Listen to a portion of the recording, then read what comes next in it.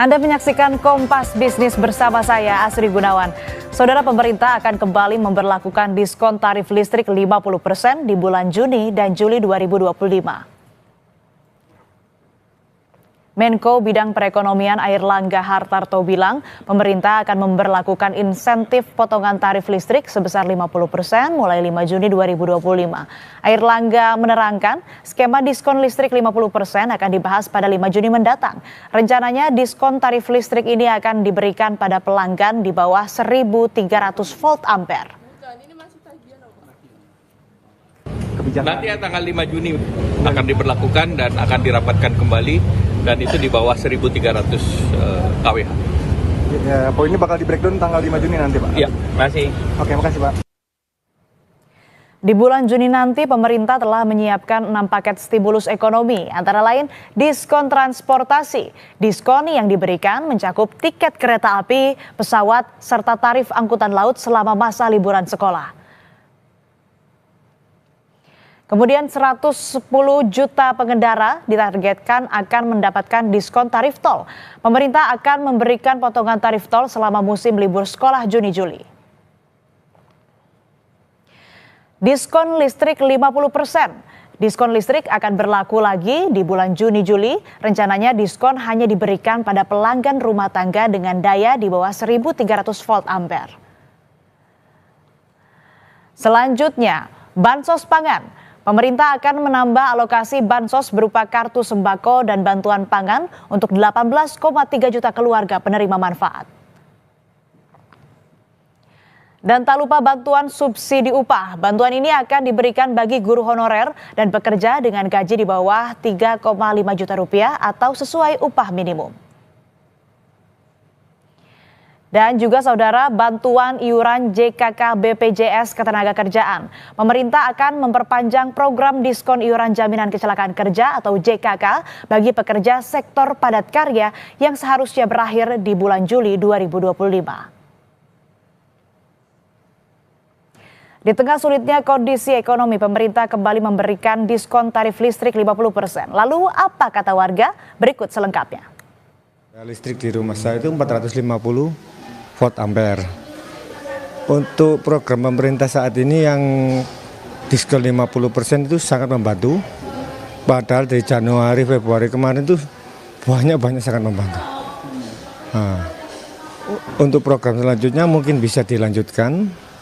Terus kedepannya ya untuk dana-dana yang kemarin mau buat beli listrik yang berapa itu bisa saya alokasikan ke anak sekolah. Sangat membantu dan bersyukur. Soalnya yang periode Januari ya sama Februari itu 100 dari 1 bulan, kalau nggak ada bantuan dari pemerintah itu minimal 200 habis bayar listrik itu.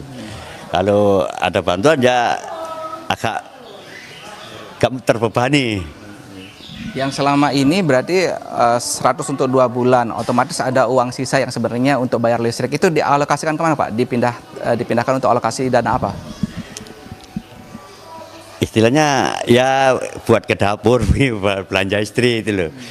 Kalau biasanya tuh 15 hari sekali mikir ngisi token 100.000. Kalau ada subsidi ini kan enak, pikiran agak nggak tertekan. Alhamdulillah bisa meringankan bebannya warga ini. Kalau saya paling banyak ya 100.000. Kemarin Januari Februari dapat diskon listrik juga? Ya juga ya, 50 bisa dapat 1 bulan itu kalau ada subsidi ya. Sulitnya kondisi ekonomi membuat warga harus putar otak untuk memenuhi kebutuhan sehari-hari, termasuk kebutuhan untuk bayar listrik. Lebih lengkap berikut kami hadirkan perbincangan jurnalis Kompas TV Alfian Rahman dan Misbahul Munir bersama salah satu warga di Rusunawa, Sombo, Surabaya, Jawa Timur. Pemerintah kembali akan memberikan diskon tarif listrik 50% sama seperti yang telah diberikan pada Januari dan Februari lalu. Namun terdapat perbedaan dengan Januari dan Februari lalu di mana diskon yang kembali akan diberikan pada Juni dan Juli 2025 ini hanya menyasar rumah tangga dengan daya listrik di bawah 1.300 volt ampere. Apakah mendapat respon positif dari warga? Saya akan mengajak Anda untuk berinteraksi langsung dengan warga di Rusunawa, Sumbo, Surabaya terkait rencana pemerintah akan memberikan kembali diskon listrik 50% ini. Selamat pagi Bapak, boleh bergabung dengan kami di Kompas TV. Agak merapat sedikit Bapak. Dengan Bapak siapa? Bapak Edi Purwanto. Pak Edi Purwanto, adanya diskon listrik 50% sama seperti yang Januari Februari diberikan oleh pemerintah, tanggapan Bapak seperti apa, dan mungkin bisa diceritakan Pak untuk selama ini di warga yang ada di Rusunawa Sumbo ini daya listriknya berapa aja Pak, boleh tahu? Kalau variasi ya, ada yang 450, ada yang 900, ada yang 1.300. Nah, untuk yang periode kemarin itu alhamdulillah program dari pemerintah itu sangat-sangat membantu warga, khususnya yang saat sekarang ini keadaan perekonomian sangat sulit lah. Gitu. Kalau Pak Edi sendiri, daya listrik di rumah Bapak berapa? Daya listrik saya sendiri kebetulan 450. 450 volt ampere ya Pak ya. Betul. Yang apa namanya untuk bulanan biasanya bayar listrik berapa nih Pak Edi? Biasanya rata-rata itu 50 per bulan. 50.000. Sendiri mungkin bisa mewakilkan warga di Rusunawa Sumbo, keadaan ekonomi menurut Bapak seperti apa sih sekarang, dan bagaimana caranya Bapak untuk membagi penghasilan Bapak untuk memenuhi kebutuhan harian dari keluarga? Kalau penghasilan ya dibilang cukup ya cukup, dibilang enggak ya enggak. Tergantung kita memanajemen apa namanya keuangan. Pandai-pandai mengatur lah gitu. Tapi yang sering ya dari saya pribadi, dari keluhan warga sekitar ya sulit lah. Ya itu dia saudara, dan seperti yang kita ketahui Menko Perekonomian Airlangga Hartarto sendiri menjelaskan bahwa program pada bulan Juni dan Juli 2025 ini akan menyasar sebanyak 79,3 juta kepala keluarga atau rumah tangga, di mana yang terdata tersebut di bawah 1.300 volt ampere. Nah, Alfian Rahman, Misbaul Munir, Kompas TV Surabaya, Jawa Timur. Pemerintah Prabowo Subianto kembali mengeluarkan paket stimulus untuk menggerakkan konsumsi dan mengungkit pertumbuhan ekonomi. Lalu seberapa ampuh paket stimulus yang dikeluarkan pemerintah? Sudah bergabung ekonom Universitas Indonesia Fitra Faisal bersama kami di Kompas Bisnis. Selamat pagi Mas Fitra, apa kabar? Selamat pagi Mbak, baik, kabar baik. Mas, kita ke diskon tarif listrik dulu. Kira-kira seberapa efektif sih diskon tarif listrik ini untuk mendorong daya beli dan juga menggerakkan konsumsi? Ya, pelajaran dari kuartal pertama di mana ada diskon ya tarif listrik 50% untuk Januari dan Februari sebenarnya cukup meringankan beban dari middle class ya. Jadi sebagaimana kita lihat dari komposisi dari kelas pengeluaran, middle class itu di antara 2 juta sampai 9,9 juta rupiah kelompok pengeluarannya, dan mereka adalah tipe yang kalau kita lihat mereka kaya enggak juga, tapi kalau dibilang miskin mereka enggak miskin gitu ya, sehingga ketika mereka tidak miskin mereka tidak dapat bantuan sosial, tetapi sebenarnya mereka struggling ya, mereka berjuang sendirian di tengah. Sehingga saya lihat bagaimana diskon tarif listrik ini sebenarnya bisa kemudian mengurangi beban mereka. Tetapi mengurangi beban saja tidak cukup ya, karena kita kan juga akan melihat ya potensi alokasi anggaran mereka kemana. Nah, sementara ini mereka masih melihat bahwa bulan Juli itu adalah bulan yang sangat krusial. Karena apa? Karena ini adalah periode masuk sekolah anak, periode harus berganti kelas, berganti sekolah, dan seterusnya. Sehingga saya rasa ini juga sebagian dari apa yang mereka dapatkan diskon di bulan Januari dan Februari, mereka tahan dulu untuk pengeluaran berikutnya. Kenapa? Karena dari sisi kepercayaan ya bagaimana kita lihat dari indeks kepercayaan konsumen di bulan Maret itu justru anjlok padahal masa lebaran ya 121 terendah semenjak 5 bulan terakhir. Ini artinya apa? Mereka melihat bahwa sebenarnya kondisi pekerjaan mereka belum sustainable, tapi di sisi yang lain pengeluaran mereka terlihat ke depan itu sudah jelas ya untuk pengeluaran ini dan pengeluaran itu, sehingga kecenderungan mereka adalah saving ya ketimbang melakukan pengeluaran atau spending. Nah, sehingga yang juga tidak kalah penting adalah meningkatkan kepercayaan konsumen sehingga mereka mau belanja ya, dan itu yang bisa kemudian memacu pertumbuhan ekonomi kita di kuartal kedua. Oke, cukup meringankan beban middle class yang solo fight lah ya. Tapi kan ke depan juga tadi Mas Fitra bilang akan ada banyak kebutuhan. Nah, apakah 6 paket stimulus ini termasuk yang utamanya tadi diskon tarif listrik 50% tepat untuk mengatasi persoalan ekonomi yang kita hadapi? Kalau kita lihat data BPS juga menunjukkan ekonomi Indonesia di periode Januari hingga Maret ini hanya tumbuh 4,87%, Mas Fitra. Sementara konsumsi yang jadi motor utama ekonomi Indonesia juga hanya mampu tumbuh 4,89%. Keduanya di bawah standar pertumbuhan 5%. Ini bagaimana, Mas Fitra? Ya, keduanya suboptimal. Karena kalau kita lihat salah satu komponen lagi dari pertumbuhan ekonomi yaitu pengeluaran pemerintah justru terkontraksi 1,38% ya di kuartal pertama tahun lalu, tahun ini. Tapi dibandingkan dengan tahun lalu misalnya ya, tahun lalu itu di kuartal pertamanya kenapa kita bisa tumbuh 5,11%? Salah satunya juga karena pemerintah itu mengeluarkan anggarannya secara eksesif ya di front load di awal ya, bagaimana secara year on year di tahun 2024 pengeluaran pemerintah itu 20%.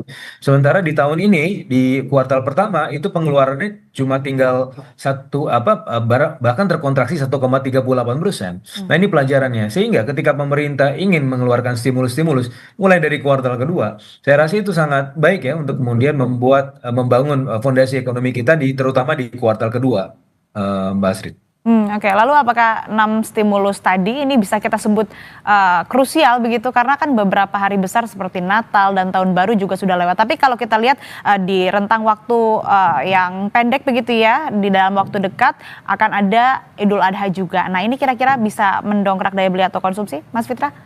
Ya, ini kita akan menghadapi libur panjang berikutnya ya, di akhir Mei sampai awal Juni ya. Ini mudah-mudahan dengan diskon transportasi, tarif tol itu juga bisa kemudian memajukan ya potensi ekonomi daerah. Karena pelajaran di kuartal pertama tahun lalu sekali lagi, itu selain Lebaran juga ada pengeluaran pemerintah dan juga kepercayaan masyarakat itu sedang berada dalam tinggi-tingginya gitu ya. Sehingga saya rasa ini suatu hal yang bisa kemudian kita lihat di kuartal kedua perkembangannya, di mana ketika sektor pariwisata itu flourishing sebagaimana di kuartal 1 tahun lalu, itu bisa signifikan untuk meningkatkan potensi pertumbuhan ekonomi. Dan yang juga tidak kalah pentingnya Mbak Asri, kita juga akan melihat di paket stimulus itu ada perpanjangan diskon iuran. Nah, diskon iuran ini penting. Kenapa? Karena sebenarnya pengeluaran middle class itu paling besar pertama yang makanan, yang kedua adalah untuk perumahan, yang ketiga adalah untuk pajak dan iuran.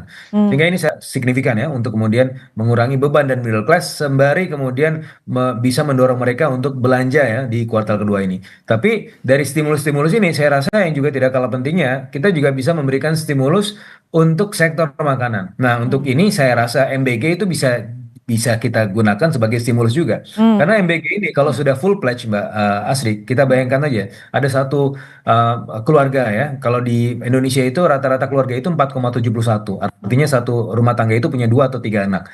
Nah, anggaplah 2 anak, satu anak itu diberikan misalnya makan siang gratis ya, satu hari 15.000, dikali dengan 20, itu dikali dengan 2, itu jadi 600.000. Ada potensi 600.000 anggaran yang dihemat ya untuk pengeluaran makanan, di mana ini adalah kelompok pengeluaran middle class yang paling besar 41,7%. Yang berikutnya yang kedua, saya rasa selain stimulus-stimulus yang sudah rencana diberikan oleh pemerintah ini, perlu juga untuk diberikan ke sektor perumahan ya, rumah subsidi dan seterusnya. Karena apa? Ini 28% pengeluaran middle class di situ. Jadi 41,7% itu di sektor makanan, 28% di sektor properti. Nah, baru yang ketiga itu untuk pajak dan iuran. Saya rasa penting juga kita untuk melihat pemerintah melakukan stimulasi ekonomi di sektor-sektor tersebut, Mbak Astrid.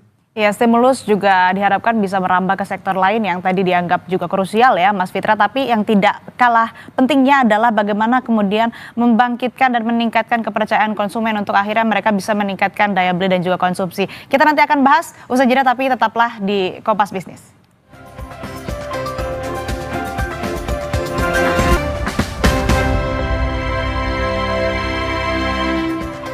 Masih di Kompas Bisnis bersama ekonom Universitas Indonesia, Fitra Faisal. Mas Fitra, tadi kan kita bahas juga bahwa memang stimulus-stimulus yang diberikan oleh pemerintah, khususnya tadi diskon tarif listrik 50% yang berlaku bulan Juni ini juga mampu mendongkrak ataupun juga meringankan beban middle class yang kita bisa bilang solo fighter begitu. Tapi ada faktor kepercayaan konsumen juga yang harus ditingkatkan atau dijaga. Ini gimana strateginya yang harus dilakukan pemerintah, Mas Fitra? Ya, jadi pemerintah harus mampu untuk menjaga ekosistem bisnis ya, supaya tetap positif ya. Bagaimana kita melihat year to date saja, Mbak Asri, sudah 24.000 orang yang di PHK ya, karena adanya permasalahan di industri padat karya.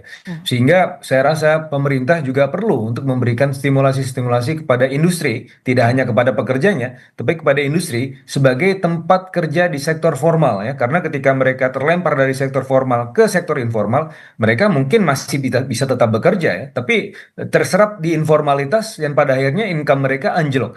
Sehingga penting sekali untuk menjaga ekosistem bisnis ya, untuk tetap positif. Bagaimana stimulasi itu juga diberikan kepada industri dan bagaimana berita-berita terkait dengan premanisme yang melakukan pemalakan ya terhadap industri dan juga investor itu juga bisa dimoderasi ya. Kita juga sudah melihat bagaimana Satgas itu sudah berencana untuk dibentuk oleh pemerintah. Nah, hal-hal seperti ini yang saya rasa bisa meningkatkan potensi kepercayaan konsumen di kuartal kedua sehingga pada akhirnya ya mereka akan menggunakan uangnya untuk belanja gitu, Mbak Asri. Mas, tapi saya pengen penegasan aja sih dari 6 paket stimulus yang dikeluarkan pemerintah ini, apakah sudah cukup untuk mendongkrak atau meningkatkan daya beli dan konsumsi? Kalau cukup, tidak ada yang cukup, Mbak. Tapi kita kan terbatas ya dari sisi fiskal ya. Bagaimana memang di kuartal kedua ini kita sudah mendengar bahwa APBN kita sudah surplus lagi ya, 4 triliun kemarin dari pengumuman di bulan April. Tetapi itu sebenarnya karena memang kita belum banyak ya mengeluarkan aktivitas spending di kuartal kedua tahun ini. Nah, sehingga ya heads up-nya adalah ketika ini terlalu banyak aktivitas spendingnya, memang di satu sisi bisa melumasi perekonomian, tetapi di sisi yang lain ada dari sisi pembiayaan ini bisa kemudian akan bertambah besar ya, sehingga risiko pembiayaan akan menjadi lebih signifikan. Nah, ini permasalahannya yang sedang dihadapi oleh pemerintah. Tetapi kalau ingin menambah beberapa hal lagi yang lebih strategis menurut saya, seperti yang tadi saya sampaikan, juga masuk ke sektor makanan dan juga sektor perumahan. Ya, MBG itu bisa difungsikan juga untuk melakukan untuk difungsikan sebagai stimulus ya di sektor makanan. Ya, mudah-mudahan MBG ini bisa secara ideal ya terlaksana karena yang tadi saya sampaikan ya kalau kita lihat keluarga itu punya 2 anak, seminimal-minimalnya mereka bisa hemat 500.000 untuk ongkos makanan ya, harian anak-anaknya ya per bulan. Nah, dan di sisi yang lain kalau kita lihat dari breakdown dari sisi pengeluaran middle class itu juga masuk ke sektor properti ya. Jadi subsidi rumah, iuran rumah dan seterusnya itu juga saya rasa perlu untuk diluncurkan juga ya di kuartal kedua tahun ini untuk mengurangi beban middle class sembari juga mendorong mereka untuk melakukan spending yang lebih signifikan di kuartal kedua tahun ini, Mbak Asri. Tapi kalau kita bandingkan dengan 2 stimulus sebelumnya yang telah dikeluarkan pemerintah, apakah dampaknya ini akan sama atau berbeda? Kalau misal kita mengacu ke stimulus di triwulan pertama tahun 2025, meski ada 15 paket ekonomi komplit ya, namun ekonomi ini kan kalau kita lihat tetap tumbuh di bawah 5% begitu, Mas Fitra.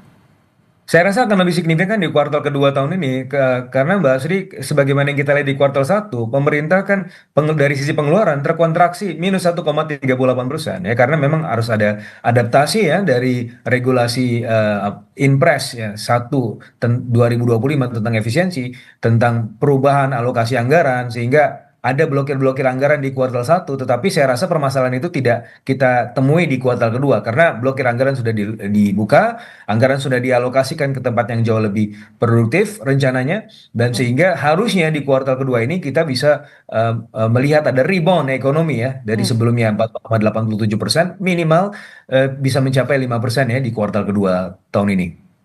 Dampak dari 6 paket stimulus ini apakah hanya berdampak jangka pendek atau dampaknya jangka panjang, Mas Fitra? Tentu ini sifatnya ad hoc ya, karena biar bagaimanapun paket, yang namanya paket itu kan terbatas ya, sifatnya bukan long lasting. Nah, untuk bisa kemudian menjamin sustainability dari perekonomian, terutama dari sisi konsumsi, maka tadi sektor formalnya itu harus diperbesar ya. Karena kejatuhan dari sektor formal ke sektor informal itu yang kemudian membuat middle class itu anjlok income-nya ya selama 5 tahun terakhir.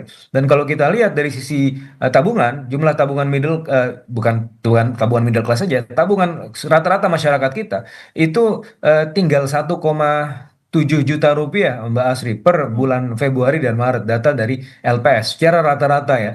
Nah, ini jatuh dari 5 tahun yang lalu, yaitu 3 juta rupiah, hampir setengahnya. Makan tabungan. Kenapa? Karena income-nya terbatas. Kenapa income-nya terbatas? Anjlok karena mereka terlempar dari sektor formal, yang mana itu adalah industri. Sehingga ketika pemerintah bisa fokus pada industrialisasi, maka ini bisa kemudian memperbesar sektor formal, menaikkan potensi pendapatan masyarakat, dan pada akhirnya kita bisa melihat sustainability dari konsumsi ke depan akan lebih signifikan lagi, dan pertumbuhan ekonomi yang di atas 5% akan terrealisasi menurut saya, Mbak Asri. Kita lebih spesifik lagi soal diskon tarif listrik 50%. Ini apakah cukup? Apakah ampuh untuk menambal masalah konsumsi dengan insentif tersebut, atau perlu ada isu struktural lain yang diatasi, Mas Fitra? Isu struktural tadi yang saya sampaikan ya, bagaimana industrinya, tetapi untuk di jangka pendek ini ad hoc ya, karena middle class itu yang seperti yang saya sampaikan tadi, dia bukan orang kaya, tapi dia juga bukan orang miskin, sehingga ketika mereka kesulitan, mereka tidak berhak dapat bansos ya. Ada yang memang dapat bansos, tapi mereka bukan kelompok yang berhak dapat bansos ya rata-rata. Sehingga ketika ada diskon tarif listrik, yang mana ini sebenarnya adalah mengurangi beban mereka. Ini saya rasa signifikan ya untuk mengurangi beban dari middle class tersebut. Tetapi tentunya harapan saya juga ada tambahan stimulus lain, yang mana itu fokus pada pengeluaran middle class yang tadi saya sebutkan, Mbak Asri.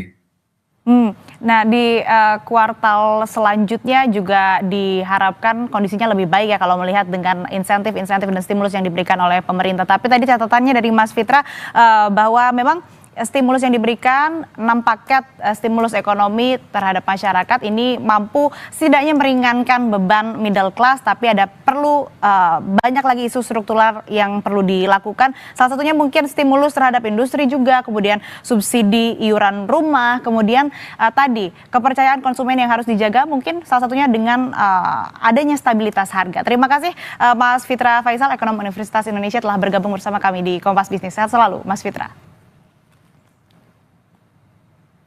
Saudara, hari ini Polda Metro Jaya akan memanggil Rismon Sianipar sebagai saksi atas kasus tudingan ijazah palsu Presiden ke-7 RI